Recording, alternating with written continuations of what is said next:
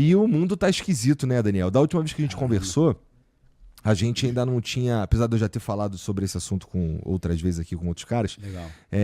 o Trump ainda não tinha decidido que ia taxar o Brasil em 50%, né? Tava uma taxinha de 10% só. Tava leve ali. A gente tava, inclusive, ali meio na moita, esperando ver o que ia acontecer e tal. Mas essa decisão tem umas 2 semanas, alguma coisa assim, por aí, né? 2 semanas e meia. Foi no dia seguinte lá do evento dos BRICS lá no Rio. Foi. Parece que foi uma resposta já, né? Então, aí teve a carta que ele mandou, que aparentemente é uma carta meio genérica que ele mandou para todo mundo. Inclusive, ele diz na carta que a gente tem déficit com os Estados Unidos. Na balança comercial, ele usou esse argumento.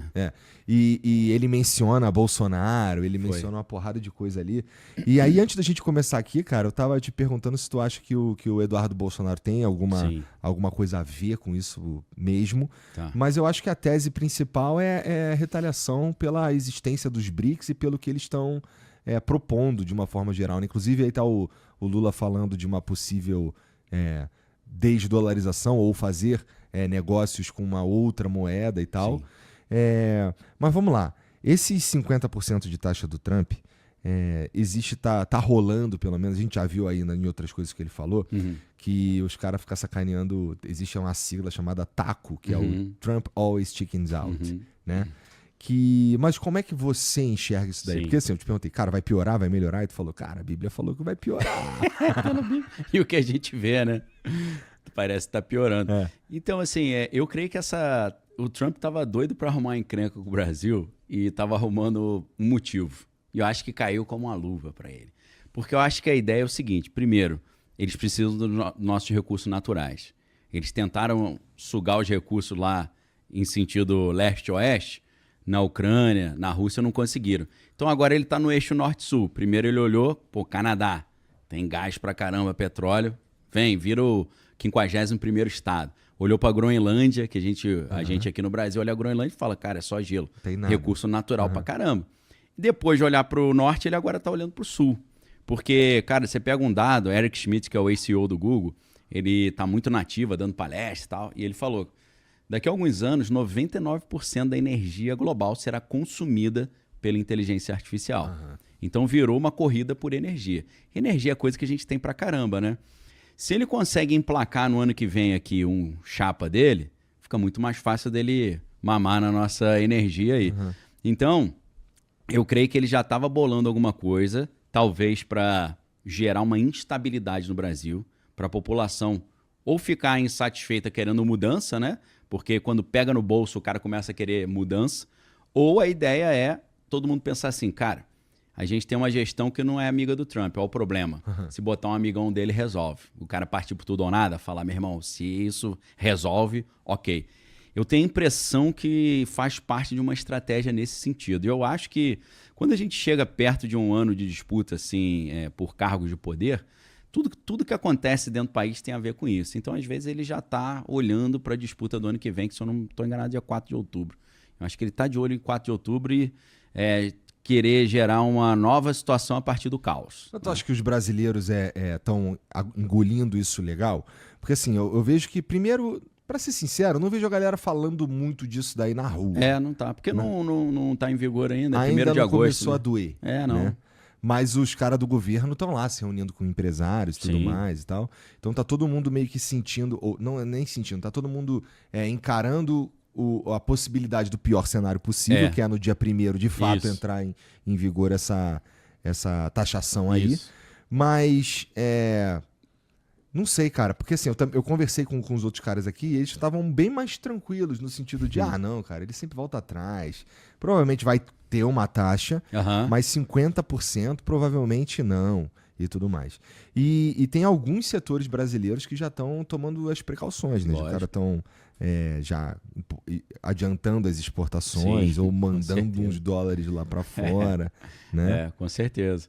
Então, assim, olhando os dados, né? Se você pensa assim, além do que a galera já falou aqui, os dados econômicos são sempre interessantes porque eles antecipam o que vai acontecer.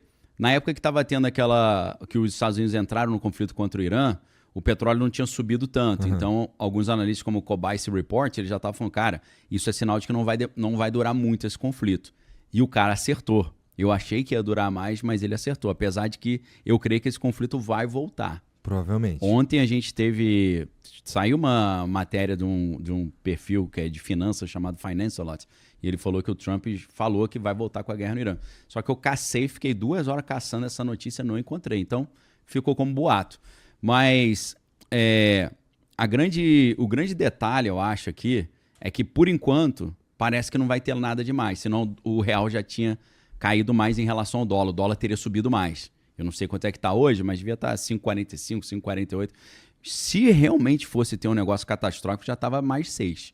Então isso é um sinal de que a galera não está crendo que vai acontecer alguma coisa, que eles estão achando que vai ter alguma solução. Talvez essa demora do Brasil dar uma resposta oficial tenha dado para alguns setores ali que estão analisando, falar que acho que não vai rolar nada demais não, se o Brasil já tivesse esperneado. Uhum. Mas eu acho que não é isso, cara, porque a gente tem 2 caminhos aqui. A gente tem o caminho da Colômbia ou o caminho da Rússia. O que é o caminho da Colômbia?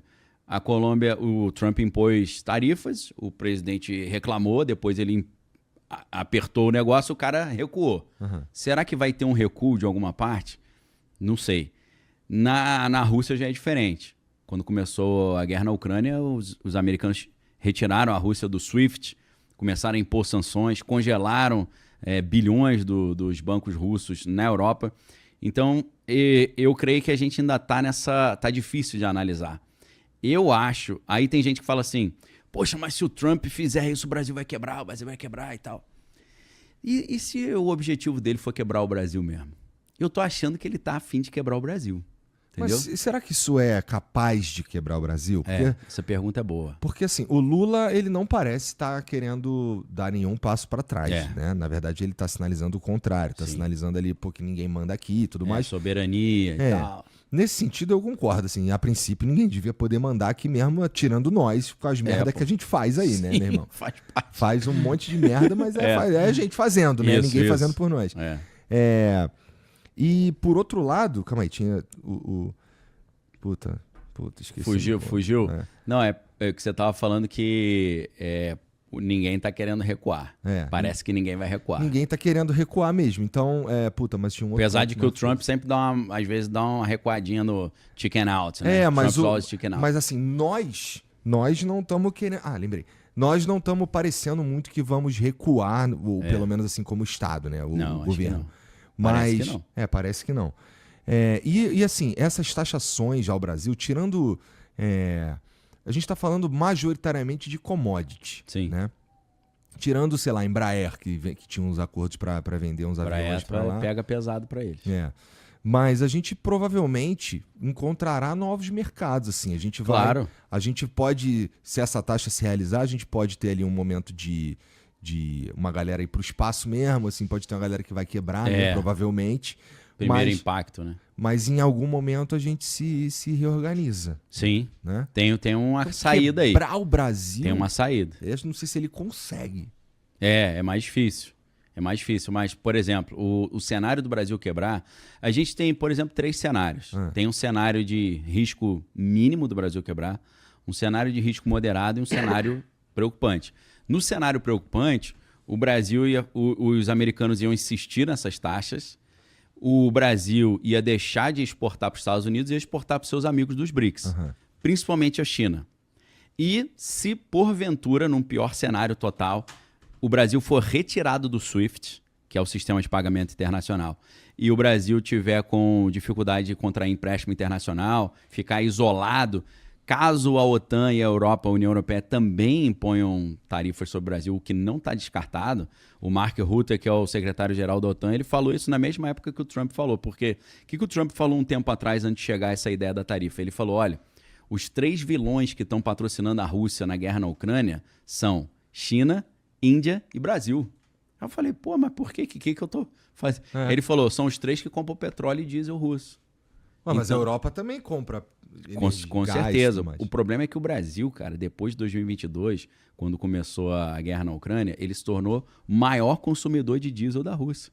Então os caras estão olhando quem mais compra. A gente é um dos que mais compra. Aí o canhão virou para cima da gente. Entendi. Aí eles falaram, vocês estão financiando. Parem de mandar comprar esse material da Rússia porque vocês estão financiando a guerra. Se continuar, a gente vai botar tarifas. Aí o Senado americano, na pessoa de um cara loucaço, Lindsey Graham, ele falou, nós estamos com um projeto de 500% de tarifa em quem comprar material da Rússia. Esse é maluco. Esse é malucaço. Mas é poderoso pra caramba. Ele tá em vários comitês e tal, comitê comercial, comitê de inteligência, é veterano. E ele disse, esse Lindsey Graham, que o Trump gostou do projeto e falou que vai assinar se chegar na mão dele. Você fala, pô, mas não é fixo 500%. Ele falou que é de 0 a 500. Então o Trump pode escolher 2 ou 499, né? Então, pô, isso aí seria preocupante pra caraca, né? Então, essa galera que tá nesse grupinho, Índia, China e Brasil, a gente pode desviar as nossas exportações para eles. Só que aí o que acontece? Se eles desligarem o SWIFT e talvez até desligarem o GPS, que ainda tem essa questão, a China ia oferecer esse serviço para a gente. E já está, isso já meio que está acontecendo, porque ontem chegou o Union Pay ao Brasil, que é o sistema chinês de pagamento. Quando eu olhei, você viu isso? Não vi. Foi ontem. Vinculado a uma fintech nacional que vai oferecer esse serviço. E eles estão programando para até o final do ano já ter serviço de cartão de crédito. Porque o que acontece na Rússia, por exemplo, e aí em vez da gente ir no caminho Colômbia, se for para a Rússia, Visa e Mastercard não funciona mais aqui. E aí como é que fica? Aí vem o CIPS, que é um sistema chinês, e mais o Union Pay para fazer esse pagamento. Só que aí o que acontece? A gente fica na mão da China, meu irmão. A China está com alguns problemas porque o crescimento chinês está abaixo do esperado, tem algumas questões internas também complicadas. Então, se a gente ficar dependendo da China e a China meio que der uma pipocada, a gente vai pro saco junto. Então, esse é o cenário do Brasil dar uma quebrada. A gente teria que se desligar completamente dos Estados Unidos, o que tudo aqui que a gente está falando é muito improvável, a chance é mínima, mas se você me perguntasse, Daniel, qual seria o cenário pior podrão que poderia dar uma quebrada? É esse cenário da gente ser desligado do comércio internacional, substituir o nosso sistema de pagamento pelo sistema chinês e a China ter alguma dificuldade econômica e uma crise lá resvalar numa crise aqui. Seria essa a dificuldade. Mas lembrando, é um cenário altamente improvável. O mais provável é que seja um cenário, uma crise mais light e daqui para frente, quem sabe, se os Estados Unidos conseguiram chegar a um acordo comercial até com a China, pode chegar com o Brasil também. Né? Então pode ser que haja um meio termo. Essa é a esperança. Mas eu acho muito prudente, às vezes, a gente viver um lema que é espere o melhor, mas prepare-se para o pior, né? Para você não ser pego de surpresa. Você não vai ficar igual maluco, mas você pode, cara, se acontecer, eu tenho um planinho já. Não vou botar dinheiro nisso nem nada, mas já pensei sobre isso. Eu acho que vale a pena pensar nesse momento. Agora, se a gente tiver outros fatores, né? Tem pessoas que acham que as tarifas americanas podem quebrar os Estados Unidos, podem quebrar o mundo. Se a gente pega, por exemplo, eu sempre parto daquela ideia, né? Quem não conhece história está fadado a repetir os erros do passado.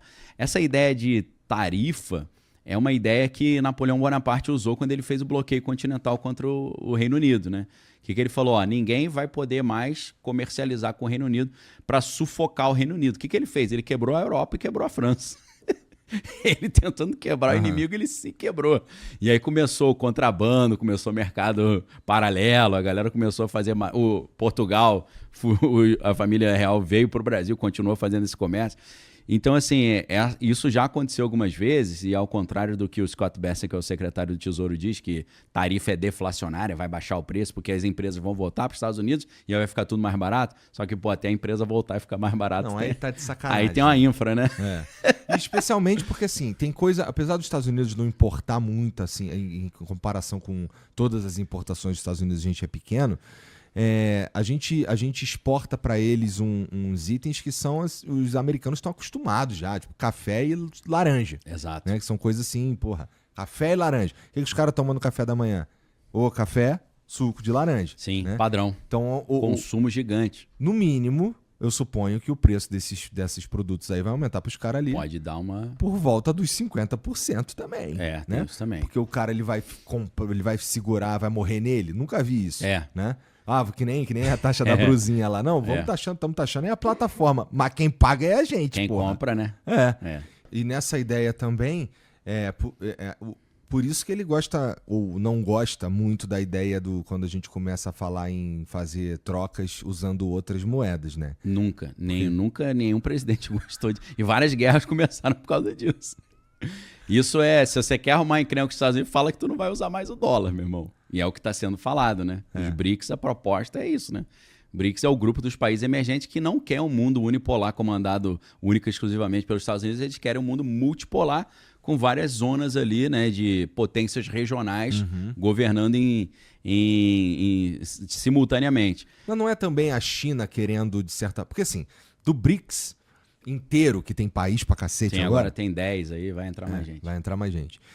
Do BRICS inteiro aí, quem é potência pra valer é a China. A Rússia com potência bélica, mas está enrolada com a guerra tá lá na Ucrânia. tá lá com... A Índia tem a sua expressão também, né? Mas a China é um outro patamar. A China é o grande oponente agora. Até do ponto de vista cultural, É o né? arqui-inimigo. A China tem milhares de anos de sociedade, né? É um país sim.